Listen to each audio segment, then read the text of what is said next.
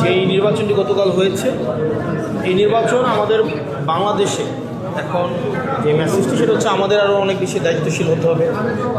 আমাদের সবাইকে অ্যাকোমোডেট করে প্রত্যেকটা নাগরিকের অধিকার রক্ষায় আমাদেরকে সচেষ্ট হতে হবে। আমাদের দেশে যাদেরকে আমাদের রাজনৈতিকভাবে সংখ্যালঘু মনে করা হয় তাদের অধিকার রক্ষায়, তাদের অধিকার সুরক্ষায় আমাদেরকে আরও বেশি সচেষ্ট হতে হবে, যাতে করে এটা বৈশ্বিক একটা বার্তা যায়।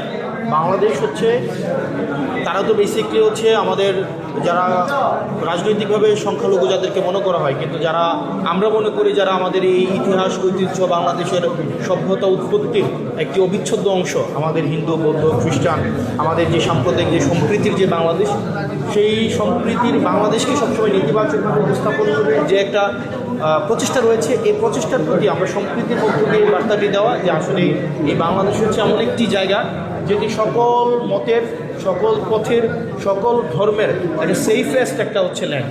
এবং এটি আমাদের যদি আমরা সুরক্ষা করতে পারি তাহলে আমাদের হচ্ছে যে ইন্ডিয়াতে যে নির্বাচন পরবর্তী যে আমাদের বাংলাদেশে যেই আমরা ইম্প্যাক্টের সংখ্যাটি করছি, নেতিবাচক ইম্প্যাক্টের সংখ্যাটি করছি, সেটি আসলে থাকবে না।